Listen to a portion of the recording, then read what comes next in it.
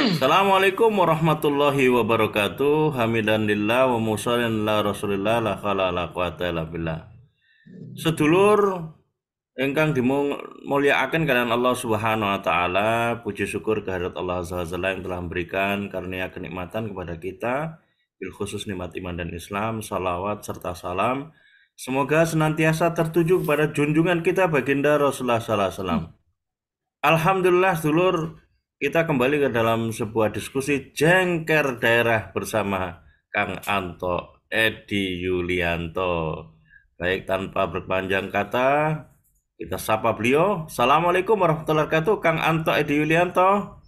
Waalaikumsalam warahmatullahi wabarakatuh. Cak Selamat. Gimana? Alhamdulillah, pripun kabarnya ini? Kang Eh, Anto tambah semakin sehat kelihatannya, panjenengan. Alhamdulillah, pangestu ini. Alhamdulillah, doa bidoa ini saling bisa mendoakan ini. Ya Alhamdulillah Kang, kita bisa kembali bisa berdiskusi jengker daerah, tentu melihat dan memperbincangkan persoalan daerah dan sekiranya apa yang baik untuk masukan kepada daerah sebagai bentuk kewajiban kita sebagai seorang muslim. Ini Kang, informasi terkait dengan hari ulang tahun ke-78 kemerdekaan Republik Indonesia. Ternyata Bupati Bojonegoro dan Forkompida dengarkan pidato kenegaraan Presiden sebagaimana yang dirilis dalam memorandum.co.id. Ya, Bupati Bojonegoro bersama Forkompimda, Forum Komunikasi Pimpinan Daerah, Kepala OPD di lingkup pemerintah Kabupaten Bojonegoro, dan tentu saja tamu undangan lainnya mengikuti agenda tersebut di ruang rapat paripurna Gedung DPRD Kabupaten Bojonegoro. Nah, kelihatannya kan kalau kita membaca berita yang dirilis oleh memorandum.co.id itu jajaran Bupati dan Forkompinda serta OPD di lingkungan pemerintah Kabupaten Bojonegoro ini sedang mendengarkan pidato Presiden pada saat itu, ya, pada saat hari ulang tahun Republik Indonesia. Pidato Presiden yang disampaikan pada sidang tahunan MPR RI dan sidang bersama DPR RI, gedung DPR RI. Kalau saya nggak salah, menangkap bahwa itu terkait dengan ritual yang merupakan agenda rutin Majelis Permusyawaratan Rakyat. Ada beberapa hal yang disampaikan oleh Pak Jokowi, setidaknya 5 poin itu saya menggarisbawahi, Kang. Yang pertama soal penyalahgunaan kebebasan berpendapat dan demokrasi. Yang kedua bonus demografi Republik Indonesia. Yang ketiga persiapan SDM hingga kemajuan dalam penanganan stunting di Indonesia. Yang keempat investasi hilirisasi nikel. Dan yang kelima pendapatan per kapita Indonesia. Nah, yang menarik kalau itu dibawa kepada refleksi kemerdekaan Republik Indonesia dalam konteks menyelesaikan atau menyorot persoalan yang ada di daerah Bojonegoro itu, menurut saya ya penting sebagaimana yang kita bicarakan kemarin, setidaknya seperti apa kemerdekaan sebagai sebuah refleksi kita untuk melihat perjuangan dulu dari proses pembebasan penjajahan fisik menuju kepada proses pembebasan penjajahan yang hakiki, terutama kalau kita bicara masalah Bojonegoro, ya tantangan ke depan dan sekarang saya kira adalah terkait dengan persoalan kemiskinan dan korupsi. Panjenengan gimana ini perspektifnya, ini pencerahannya, ini kita butuh pencerahan panjenengan ini Kang Anto Edi. Iya, Monggo. iya, iya, Cak Selamat. Ya, sekian tahun kita merdeka ya, 78 tahun kita coba merefleksikan ya. Sebenarnya coba kita bayangkan apa sih sebenarnya diinginkan para pejuang kita sehingga persenjataan yang sederhana itu bisa membuat nyali menghadapi sekutu, menghadapi Belanda. Nah, tentu ada faktor yang membuat mereka itu termotivasi ya, semangat ya. Kalau di dalam kitab Al-Fiqhul Islam ada faktor madiyah. Jadi faktor madiyah maksudnya ya tentu mereka punya bayangan, punya impian dengan negara merdeka, dia bisa menjadi mandiri, dia bisa mengelola energinya, dia bisa cari penghidupan yang layak, yang sejahtera. Bagaimanapun dong kita dijajah ya zaman Belanda misalnya dengan tanam paksa orang yang punya yang punya tanah disuruh nanam, hasilnya diambil Belanda. Tentu tanam paksa itu, dan faktanya juga membuat kantong kas Belanda besar, dan kemelaratan, kemiskinan luar biasa, yang nggak punya tanah dijadikan budak dibawa ke Suriname.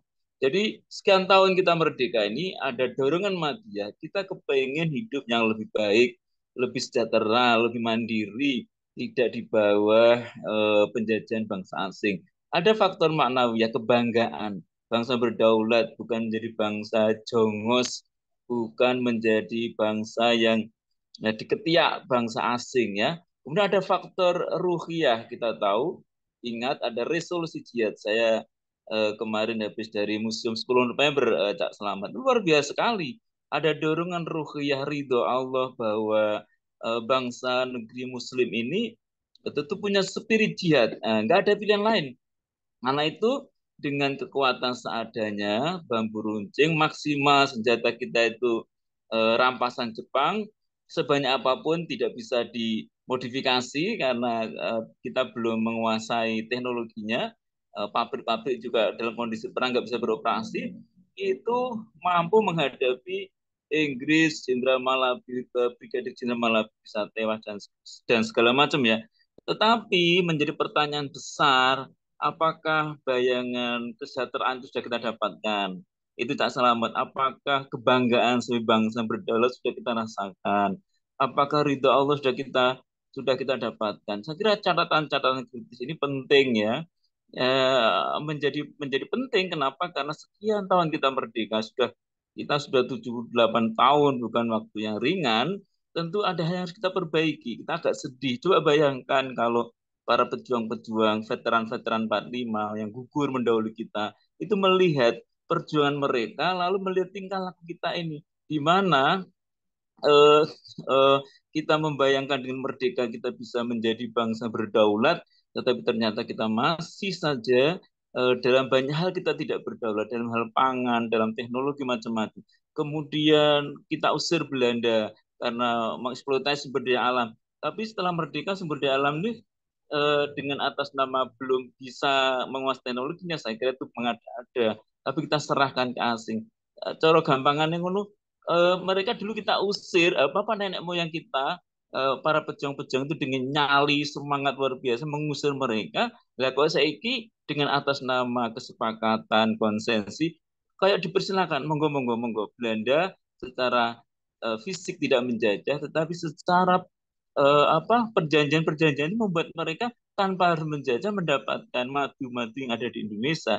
Saya kira catatan kritis ini harus terus kita sampaikan, sehingga kita ini harus menjadi generasi yang mewarisi semangat juang Cak Selamat, mewarisi kesungguhan, mewarisi impian-impian para leluhur kita, para pejuang itu, jangan menjadi generasi tidak amanat. Jadi ini catatan ini harus harus kita berikan supaya kita memahami, kita tidak terlena. Memang betul apa yang dikatakan Ibnu Khaldun ya, bahwa di tengah situasi yang serba terbatas akan lahir generasi-generasi yang hebat, yang militan. Di tengah situasi di mana semua serba mudah, orang menjadi terlena. Generasi-generasi yang lemah.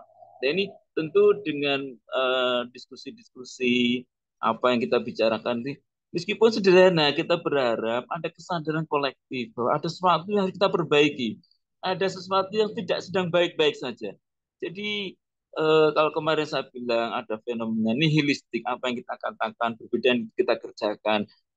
Apa orang bilang hentikan korupsi, tapi korupsi masih berjalan terus dan segala macam.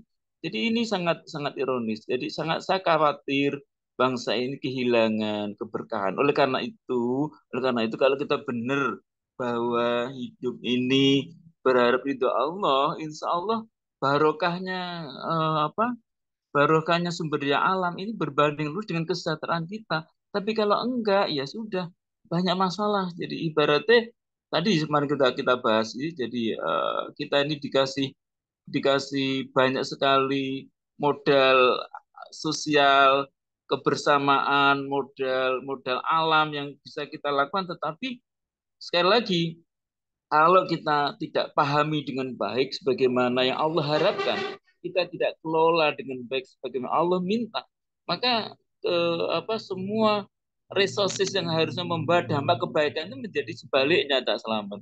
Dan kita rasakan ini, ibaratnya orang kena penyakit ini, penyakitnya sudah complicated ini.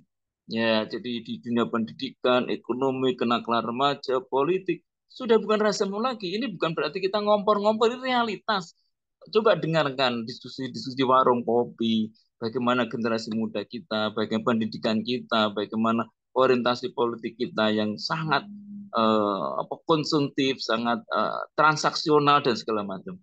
Itu Cak Selamat. Ini catatan-catatan kritis kita ini mudah-mudahan bisa kita elaborasi lebih mendalam supaya dengan diskusi-diskusi yang sederhana ini kita berharap arah-arah Bojonegoro apa itu Kang Yune Bojonegoro itu punya kesadaran bahwa kita ini nggak boleh main-main, ini ada amanah yang harus kita kita teruskan, amanah para pejuang ini, kesungguhannya, semangatnya ini, kemandiriannya harus kita gelorakan, nggak selamat. Kalau enggak, kita ini gimana ya? Jadi kita berharap pada siapa lagi kalau bukan pada pada generasi muda. Jadi kita lihat ya, saya tidak berarti menafikan golongan tua. Coba sepanjang sejarah mungkin ya, kalau tanpa desakan anak muda, Bung Karno juga terlalu percaya dengan Jepang. Ini bukan saya menafikan, golongan tua itu cenderung kehati-hatian, banyak pertimbangan. Golongan muda itu memang khas, jadi harus harus cak buat begitu.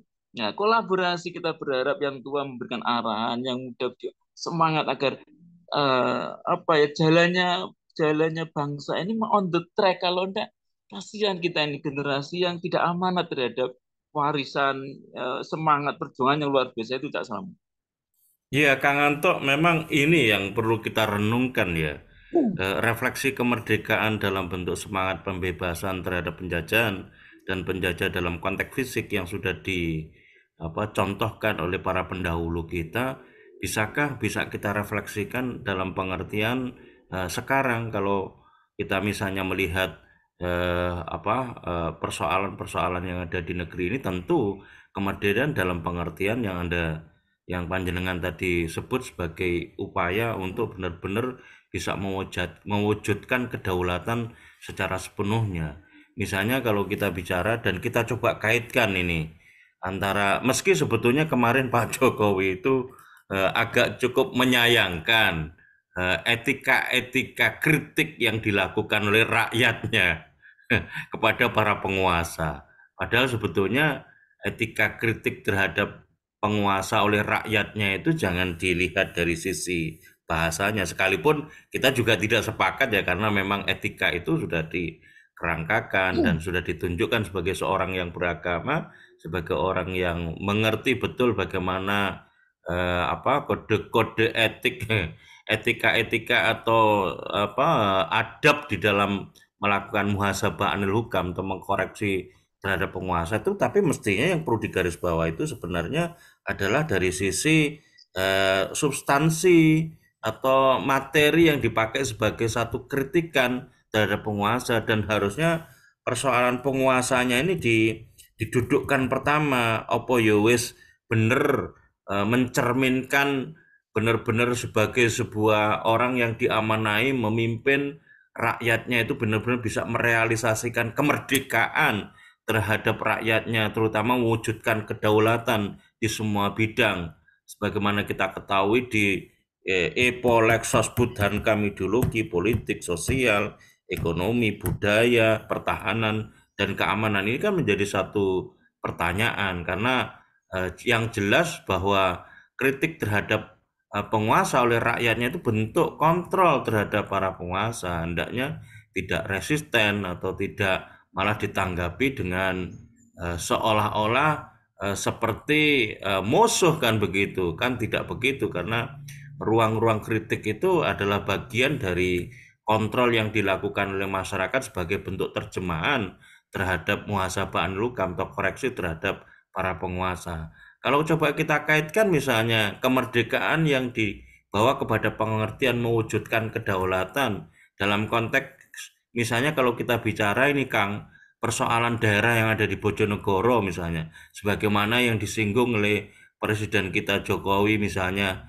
investasi hilirisasi nikel. Mungkin kalau investasi hilirisasi nikel itu domain pembahasannya, domain pembahasan dalam skup nasional ya, karena keberadaannya kan di Sulawesi Tenggara, di antaranya di Morowali dan lain sebagainya. Tapi kan maksudnya ini Pak Jokowi ini ingin menunjukkan begitu loh, iki loh, investasi hilirisasi nikel itu sesuatu yang bisa diperhatikan dan ini menjadi sebuah langkah yang secara cukup berarti diperbuat sekarang oleh rejim Presiden Jokowi sehingga masyarakat atau rakyat itu bisa menilai ada catatan-catatan legacy positif atau prestasi positif lah pada Presiden Jokowi. Sementara kalau kita bicara masalah hilirisasi nikel, industrialisasi nikel kan kemarin saya juga bertanya itu kepada anggota Dewan yang ada di DPR RI, Kang. Seberapa jauh sih sebetulnya analisa atau evaluasi keberadaan industrialisasi hilirisasi nikel itu memberikan pengaruh secara signifikan kepada anggaran pendapatan belanja negara dan ternyata mendapatkan konfirmasi setelah melakukan sebuah kajian justru dipertanyakan seberapa sebetulnya industrialisasi nikel itu memberikan effort atau memberikan kontribusi besar terhadap anggaran pendapatan belanja negara sehingga itu bisa membawa dampak melalui pengelolaan fiskal yang dilakukan oleh kabinet yang dipimpin oleh Presiden Jokowi itu memberikan dampak terhadap pelayanan rakyat. Tetapi kalau itu dibawa kepada konteks Bojonegoro itu kan pertanyaannya kalau terkait dengan pengelolaan sumber daya alam tentu adalah sejauh mana profil atau tampilan terkait dengan pengelolaan migas yang melimpah di Bojonegoro ini dari sisi misalnya bisa mengentaskan kemiskinan kan ironi dan memang kalau kita coba baca Kang berbagai realitas yang ditunjukkan dari keberadaan pengelolaan sumber daya alam di daerah-daerah pengelolaan sumber daya alam itu selalu muncul sebuah fenomena atau realitas bagaimana yang teman-teman LSM Lembaga Swadaya Masyarakat itu sampaikan ada kutukan sumber daya alam. Setiap daerah pengelolaan sumber daya alam termasuk yang ada di Bojonegoro itu menyisakan persoalan pertama soal dampak lingkungan karena seberapa jauh sih kontrol terhadap persoalan dampak lingkungan ini dalam kepentingan kehidupan jangka panjang loh Kak. Ya Kang, ini kan eksploitasi ini punya umur juga kan punya masa punya masa waktu pengelolaannya tidak bisa terus-menerus karena kandungan sumber daya alam yang ada di perut bumi itu terbatas sifatnya karena ini adalah energi yang berbasis pada fosil. Yang kedua, terkait dengan persoalan disparitas atau kesenjangan sosial ekonomi yang berdampak kepada kesenjangan sosial dan faktanya kan kalau kita bicara masalah Bojonegoro itu info-infonya kan kalau saya tidak salah menyebut masih peringkat 10 atau peringkat 11 di antara 38 kota dan kabupaten yang ada di Jawa Timur. Ini kan ironis kalau melihat APBD-nya tahun 2023 itu terbesar kedua se-Indonesia dan silpanya itu sejumlah kalau saya tidak salah menyebut ya 3,25 triliun yang fantastis yang nilainya mungkin sama dengan nilai APBD 2023 di sebelah. Apakah itu Tuban ataukah itu Lamongan? Ini kan ironis, belum lagi persoalan-persoalan yang kemarin kita diskusikan kan soal korupsi.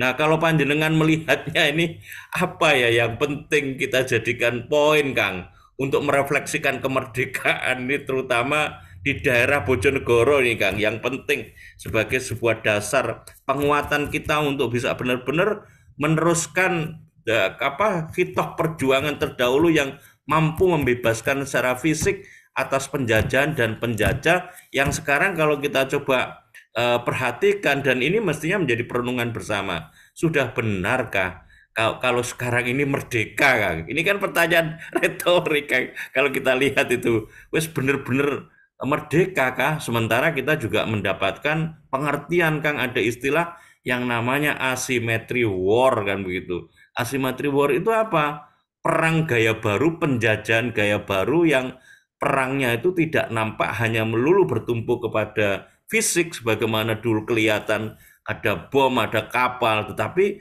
melalui pintu politik, melalui pintu ekonomi, sosial budaya kemarin kita juga mendapatkan realitas Kang yang kita rasakan LGBTQI+, bahkan kemarin menyeruak ke permukaan soal lamaran Keri Meteng DC itu Kang, yang kemudian banyak orang yang mendaftarkan pasangan pernikahan di usia dini itu yang karena kecelakaan itu kan itu realitas sosial budaya yang merupakan bentuk penjajahan. Pripun Kang menurut panjenengan Kang ini hal yang prinsip, hal yang berkaitan dengan spiritual yang kita harus letakkan sebagai seorang muslim, sebagai seorang mukmin, sebagai bagian dari warga Kabupaten Bojonegoro Kang.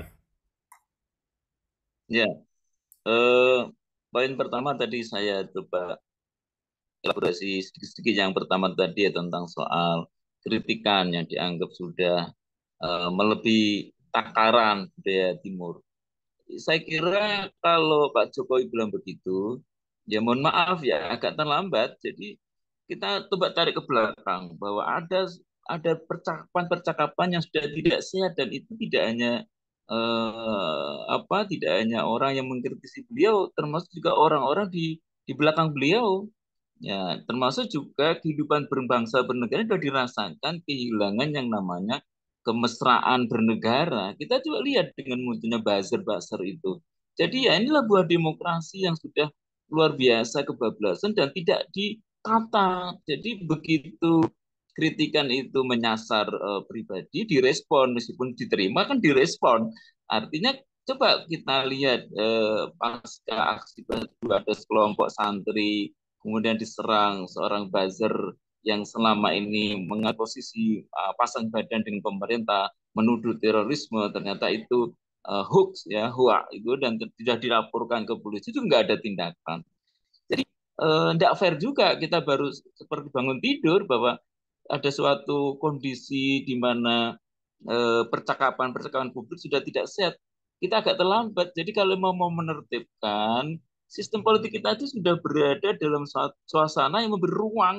Ya, ya jangan hanya bereaksi ketika kritikan itu sudah menyasar ke posisi-posisi kekuasaan karena kita melihat beberapa tahun terakhir ini kan ada gap antara pro kontra cebong kampret kadrun kata-kata yang sudah nggak enak didengar dan undang-undang IT tidak begitu menyelesaikan karena mereka disinyalir juga tidak benar-benar fair ya.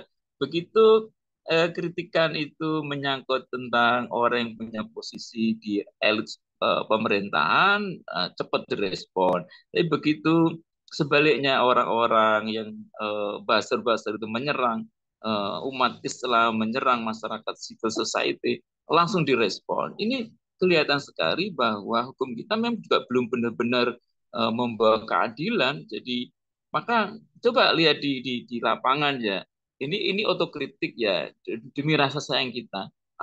Kalau ada orang kecelakaan misalnya gesekan, apa yang dikatakan? Udah damai aja.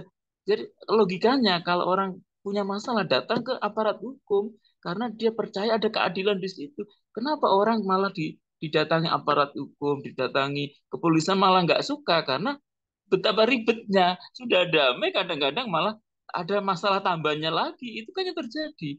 Jadi memang sekali lagi seperti yang saya sampaikan di percakapan kita sebelumnya bahwa ada tulisan yang bagus di Kompas itu bahwa hukum kita bagian dari kerusakan yang sudah menyeluruh di seluruh sistem ini. Jadi sehingga orang orang cenderung menyelesaikan secara sepihak. Ada orang maling digebuki ya, dan segala macam.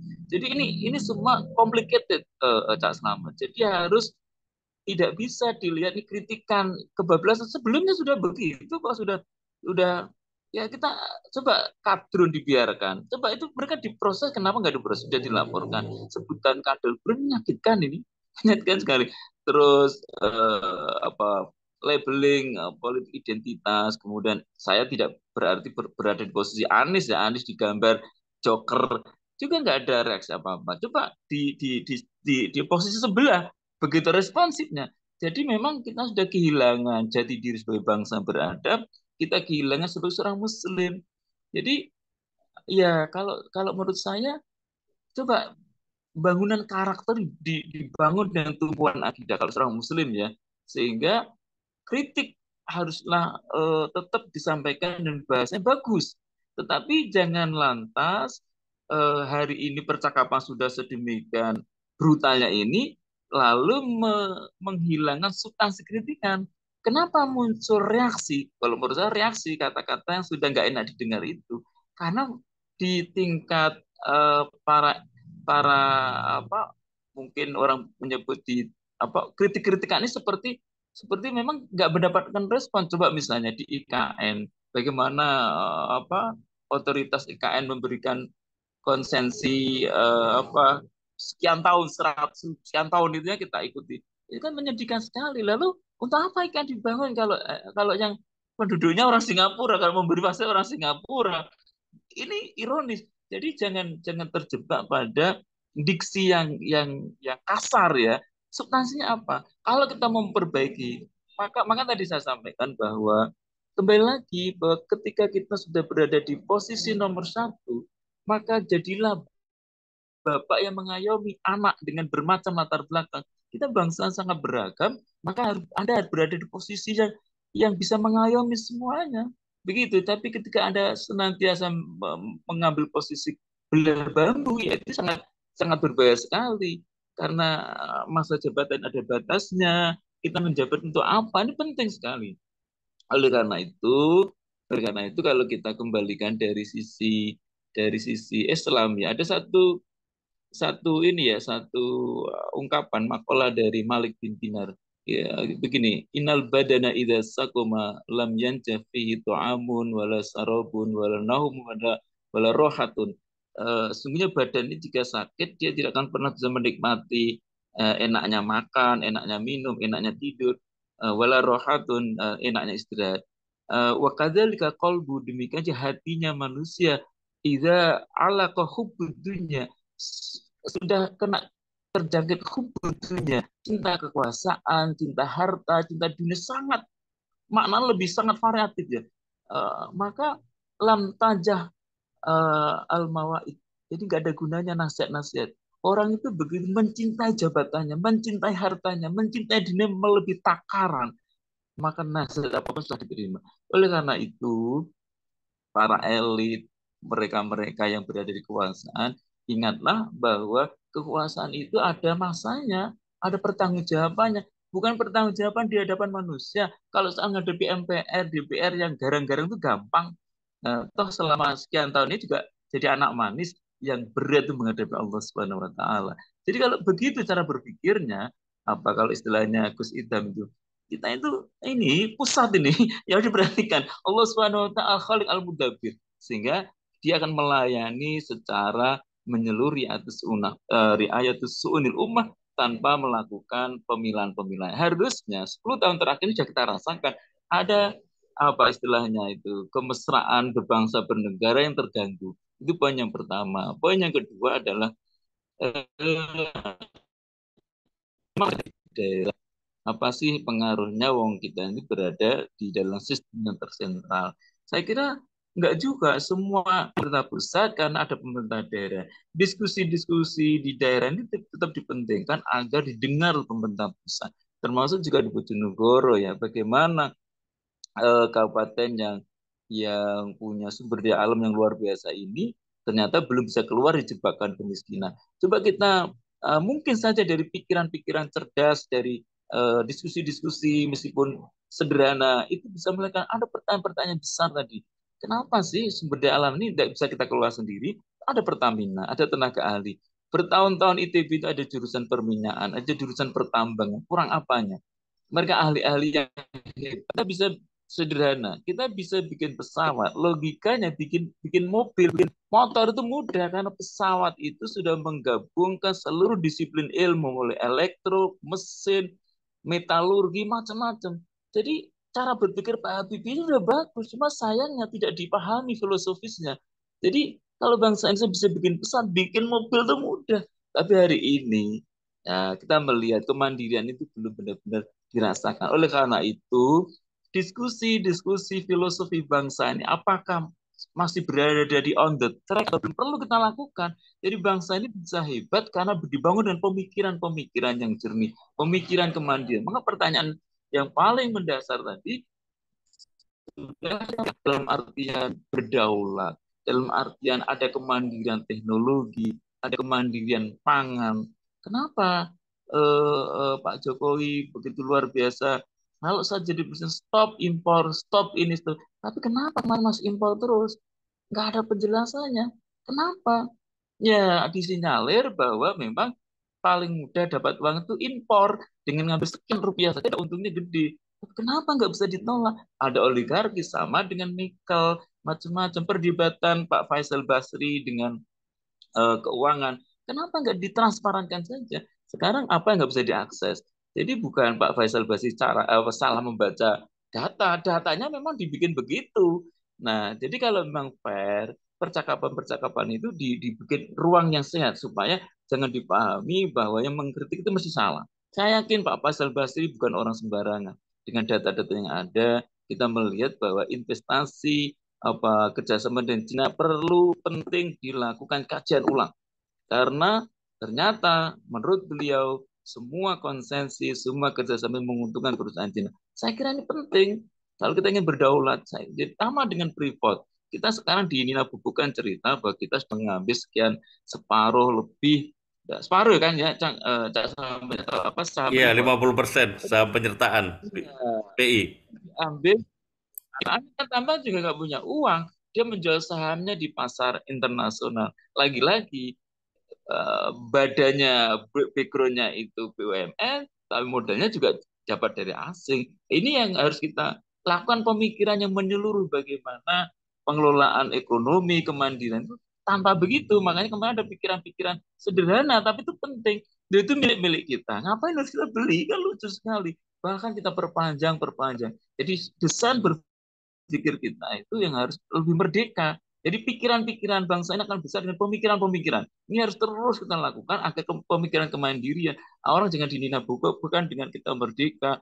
Kalau kita konsep syukur, iya, syukur itu asyukru ya ziyadatu ta'at. Syukur itu berarti kita melakukan peningkatan ketaatan. Yang salah jangan diteruskan. Kita ini pewaris-pewaris Pangeran Diponegoro, pewaris-pewaris Ki Haji Agus Salim yang luar biasa, yang Bung Tomo yang luar biasa, dan kita kepengen bangsa ini berada di jalan yang benar, Cak Selamat, on the track itu, Cak Selamat. Gimana? Iya, Kang Anto.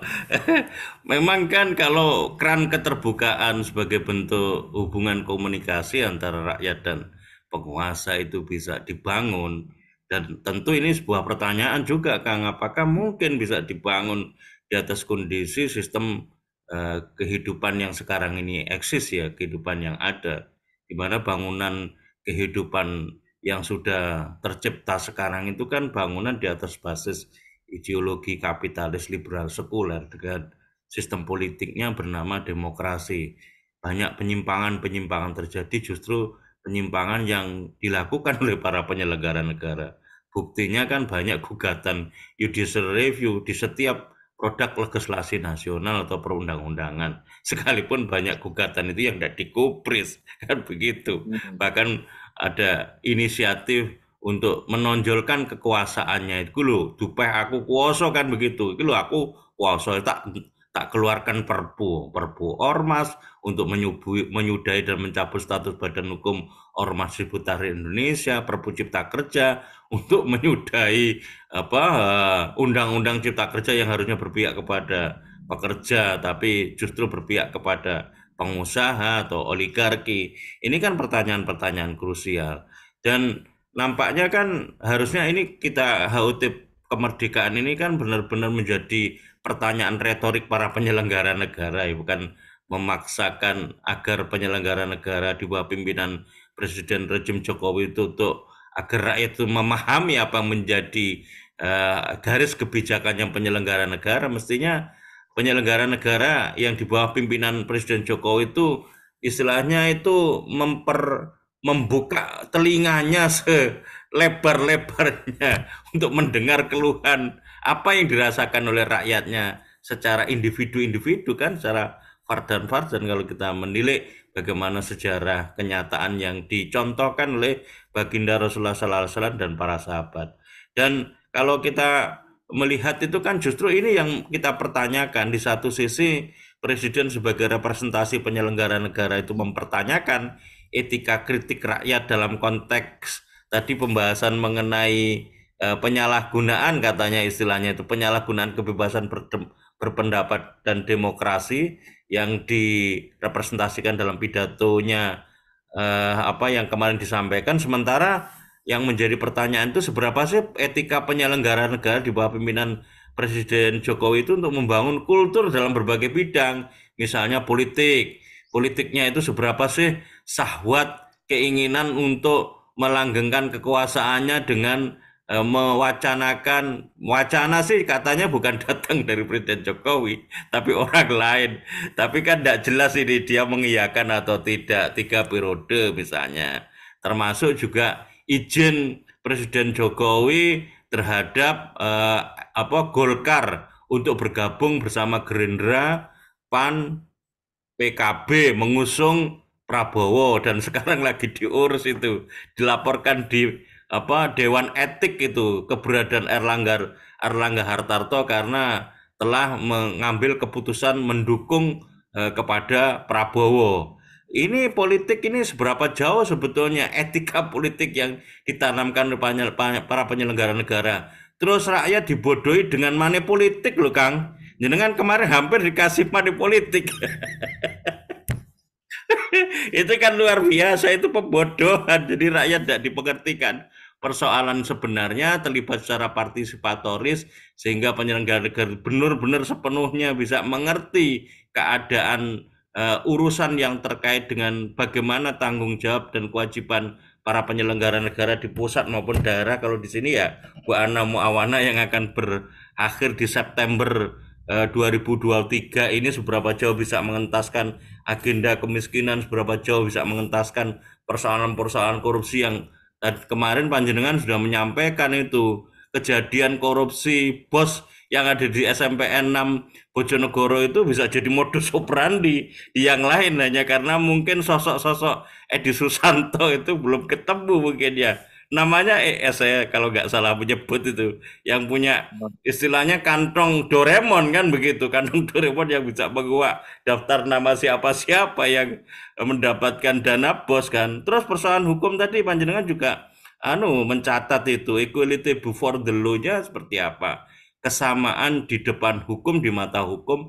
Nah, bolonya penyelenggara negara melakukan kesalahan akan ditoleransi, pasti akan dilindungi secara hukum.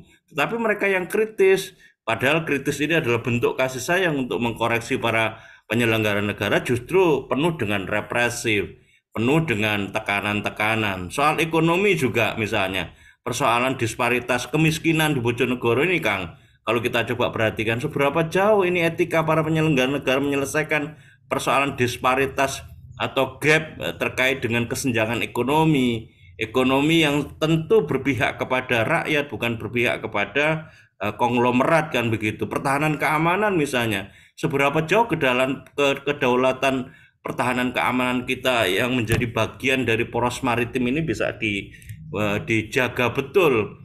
Eh, Persoalan disintegritas yang ada di Irian misalnya yang tidak selesai-selesai karena regulasinya di bawah regulasi sipil, yakni penegakan hukum atas undang-undang kitab undang-undang hukum pidana misalnya. Ini kan satu persoalan-persoalan, apalagi kalau kita bicara masalah etika para penyelenggara negara di dalam merumuskan kebijakan di sektor sosial budaya di mana norma-norma untuk melindungi masyarakat itu punya akidah yang baik, ditanamkan keyakinan yang baik. Nah, kemarin kan saya juga agak agak miris gitu Kang ya. HUT kemerdekaan kok yo diisi dangdut. Sampai semuanya serba joget-joget ini loh. Di antara realitas yang apa kita hadapi semuanya, rakyat kita ini ada yang kecil-kecil, ada yang tidak bisa makan, ada yang miskin mutlak begitu. Nah ini gimana Kang? Kita memang butuh Kang, butuh pencerahan seperti apa ini mendudukkan agar kemudian para penyelenggara negara itu benar-benar mengerti arti mewujudkan kemerdekaan untuk mewujudkan kedaulatan. Karena menurut saya faktor untuk bisa merefleksikan kemerdekaan di hari ulang tahun Republik Indonesia yang ke-78 itu justru adalah bagaimana bangkitnya para penyelenggara negara untuk tahu bisa memerdekakan rakyatnya dari semua belenggu penjajahan yang melingkupi di berbagai bidang, Kang Anto.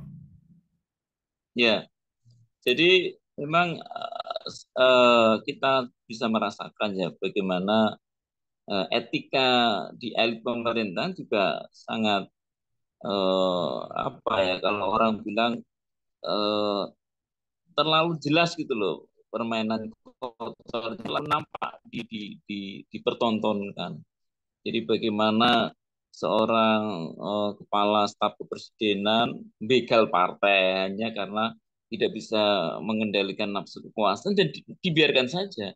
Itu kan etika kalau bilang etika kok mbok ya pengen anu kok gak nggak partai dewi begal itu lucu ya. Di tingkat elit sendiri kita melihat itu lucu. Ketika apa dulu ada elit partai tertentu yang tertangkap karena bermain mata dengan KPU. Lalu Menteri Hukum dan Perundangan ikut jumpa pers di kantor partai itu. Harusnya kalau dia berada di elit pemerintahan, dia sudah posisi netral, dia harus melepaskan atribut-atribut partai. Jadi ada etika-etika yang banyak dilanggar. Jadi apa? Jangan jangan mengira bahwa eh, di elit itu baik-baik saja. Justru kita melihat rakyat dipertontonkan dengan style politik yang brutal begitu. Jadi dan itu dibiarkan saja. Jadi kita melihat apa yang ada di lapangan, percakapan-percakapan di medsos itu imbas dari suatu kondisi barat rumah itu udah kacau balau begitu loh.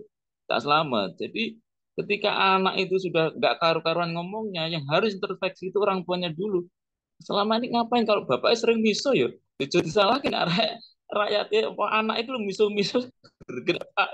Jadi cara berpikirnya kalau memang ayo kita berpikir ayo hentikan kita bangun percakapan yang lebih sehat tentang bagaimana membangun masa depan menyambut Indonesia emas alih-alih nanti emas cara cara kerja kita seperti ini jadi tidak on the track bener oleh karena itu pikiran-pikiran yang membuka wawasan itu diberikan ruang yang cukup jangan dipukul dengan palu gada mengganggu ketertiban undang-undang IT dan segala macam saya kemarin ini Cak Selamat diajak diskusi teman-teman dari BNPT yang ngajak diskusi ya. Saya sampaikan, Panjenengan kan cari informasi untuk membangun kebijakan. Saya tahu karena beliau ini tentu dapat amanat dari pimpinan untuk memetakan sebenarnya ada apa di tengah masa bila kalau orang kita umat Islam ini anak manis kok. Coba lihat di Aceh itu, segarang apapun, sejauh dia masih konsisten dengan Islam, bisa diajak dialog. Beda dengan Papua, agak susah memang. Di situ ada pergulatan politik, ada kekuatan asing, komprador yang bermain di belakang itu. Dia memahami. Jadi menghadapi umat Islam itu jangan pakai palu.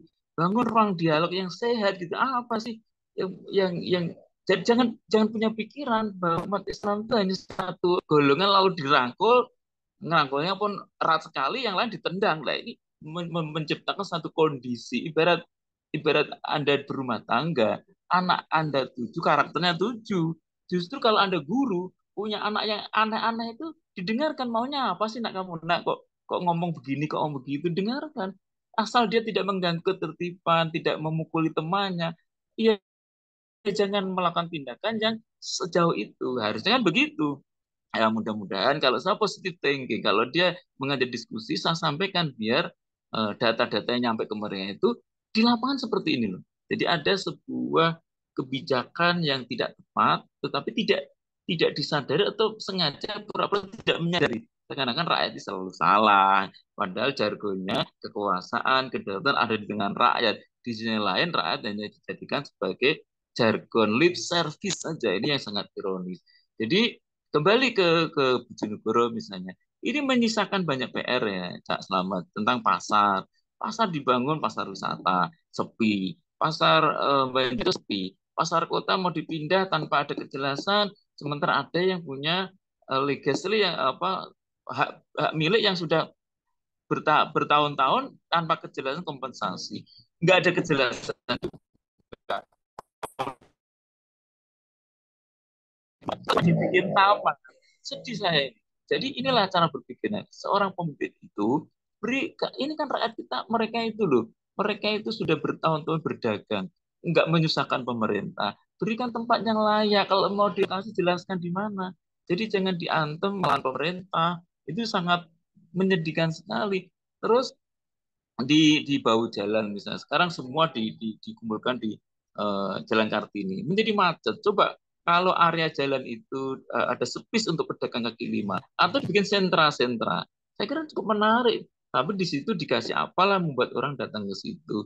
Jadi jangan cara berpikirnya bahwa trotoar untuk pejalan maka pedagang kaki lima nggak punya, ya mereka memang tidak punya usaha, hak izin usaha, mereka nggak punya izin, ya mereka itu ekonomi real yang bertahan. Kasihan nih rakyat ini. Jadi cara berpikirnya itu jangan ngayomi. Coba perhatikan ketika Alfa depannya dulu di stop, saya tanya kenapa Mbak kok di stop ini? Mau tutup, izinnya belum keluar. Lo izinnya belum keluar aja lo berani berani buka dan di stop sesaat terus setelah itu. Jadi ternyata izin berjalan dia berani buka. Tapi kita tahu kan di belakang itu siapa. Nah kalau PKL ini cukup dipendungi saja kasihan nih. Rombong-rombongnya di bawah teman-teman Satpol PP. Satpol PP pun atas perintah komandan kasihan nih. Sampai ada yang mereka, Pak, ya apa iki? Dodolan alun-alun gak entuk. Yang Kartini gak entuk enggak nih paten ono Pak, paten gue pentol itu diangkut enter ya sakno mereka itu. Jadi ekonomi ekonomi diperhatikan lah. Jadi mereka memang tidak punya akses kekuasaan, mereka memang tidak punya modal untuk ngurus ini tuh. Mereka kalau memang trotoar mengganggu, berikan space di mana mereka itu bisa berdagang. Kalau mereka harus masuk ke dalam, dia nggak punya uang untuk menyewa dan segala macam. Cara berpikir ngayomi, ngayemi, ngopeni, memang bener-bener tagline-nya Bu Ana kan begitu. Harus ngayomi, ngopeni apa tuh. Nah, ya itulah filosofi ngayomi, ngopeni, nyandangi. Jadi kalau nggak begitu gimana? Kita itu punya filosofi-filosofi yang kuat, tapi jangan dijadikan sebatas bahan kampanye, tapi harus muncul dalam kebijakan-kebijakan struktural sehingga kita bisa rasakan, oh ternyata ada upaya menyelesaikan kemiskinan. Kalau seperti ini kan belum jelas apa ini ya, tidak ada kejelasan bagaimana program yang terstruktur sistematis mengurangi kemiskinan apa sampai hari ini. Nah, kalau misalnya biaya-biaya satu desa itu harus jadi, nek gue surjane kabeh ku selapo. Nah, di Indonesia kan begini. Ya ini Indonesia berjenjang cermin kan. Harus ada kemandirian di bidang teknologi, kemandirian di bidang ekonomi, begitu sehingga anak-anak ini diberdayakan. Gitu. Nah, selama. Jadi Iya, pertama di terakhir tadi saya sampaikan waktu saya ada khutbah Jumat hari ini saya sampaikan, mari seluruh elit semua mulai tingkat bawah sampai atas golek ridha Allah jadi bojo golek ridha Allah golek ridha Allah jadi polisi-polisi yang diridhoi Allah jadi dadekno ayem masyarakat Mororono golek keadilan jadi tentara-tentara yang diridhoi Allah sampai level yang tinggi golek ridhanya Allah gitu loh. Kalau itu yang Anda harapkan, Masya Allah, Anda tidak akan pernah mendengar ini kok kritikannya menyakitkan. Balik substansi, lebih menyakitkan mana kebijakan yang membuat bangsa ini tergadaikan dengan menjual, membangun sebuah proyek mercusuar IKN, tapi justru menawarkan penduduk-penduduk asing tinggal di situ. Terus lapo muniku. Nah, inilah diskusi-diskusi dibuat dibuat ruang lebih terbuka supaya paham bukan sebatas ambisi-ambisi temporal hanya ingin dikenal karena punya proyek-proyek mercusuar. Jadi saya kira kita semua harus punya pikiran yang legowo lah ya. Nah, legowo. Kalau kalau ingin anak kita baik, kasih contoh yang baik. Kalau anak-anak kita tidak pandai mengumpat ya di level bapak ibu ya jangan banyak membiasakan mengumpat. Jadilah ayah yang adil, jangan merangkul sebagian menendang sebagian yang lain. Gitu Cak Selamat. iya, matur suwun Kang Anto Edi Yulianto. Saya kira banyak sampun yang diuraikan oleh Kang Anto Yudi, ya apa Edi Yulianto. Semoga ini menjadi perhatian ya terutama bagi Bu Ana untuk memperhatikan rakyatnya secara serius dan mendasar, bukan hanya sibuk untuk mempersiapkan persoalan-persoalan politik saja, sampai kemudian mempersiapkan juga PJ bupati yang di-endorse-nya, karena banyak yang menduga begitu sebagaimana dugaan, tapi harus diperhatikan benar-benar kebijakannya benar-benar menyentuh, bukan sebagaimana yang tadi Kang Anto sampaikan, tipologinya kayak persis sama, hanya sekedar mercusuar saja yang terrepresentasi dari penyusunan anggaran pendapatan belanja daerah yang lebih menitik tekankan kepada belanja modal dan belanja barang dan jasa. Dan kita tunggu seperti apa nanti program berkesinambungan pengentasan kemiskinan memang benar-benar dihadirkan, bukan hanya pengentasan kemiskinan yang sifatnya tambal sulam atau temporer saja hanya untuk dikapitalisasi untuk kepentingan politik. Matur suwun Kang Anto Edi Yulianto, sekali lagi terima kasih atas jengker daerah kita hari ini, semoga ini mendapatkan keberkahan di sisi Allah Subhanahu wa taala, dan dari saya mohon maaf apabila ada kesalahan. Salam jumpa kembali pada jengker daerah berikutnya. Allahumma fiq ila aqwamit thoriq. Wassalamualaikum warahmatullahi wabarakatuh. Matur suwun Kang. Matur suwun. Ya sarallahu Waalaikumsalam. murakum jami'an. Barakallahu fikum. Ini.